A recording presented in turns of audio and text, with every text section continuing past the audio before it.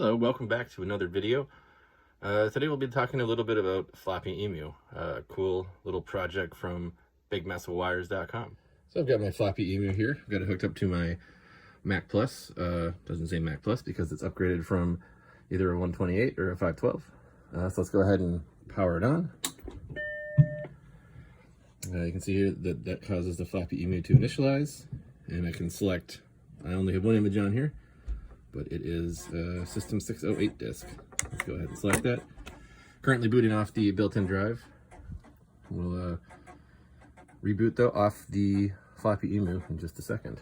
All right, so we're booted up off of the internal floppy drive.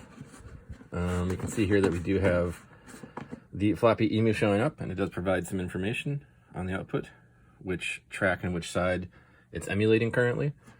So if I were to open the system folder here, we can see that it is updating things as we go. Actually, I think those are all loaded. Let me open up a different file.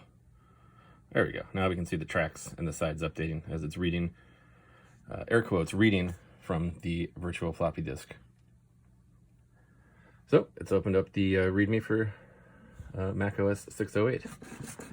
So now let's quit out of that. And this machine does have a 68030 accelerator board in it. So I'm going to copy over the driver for that to the Floppy Emu image. So 1 second while I do that. All right, finish copying. So let's go ahead and reboot. So that'll eject the internal drive, and now it should boot off of the Floppy Emu. I do actually need to reselect the disk because it loses power on reboot, so let me hit select on there.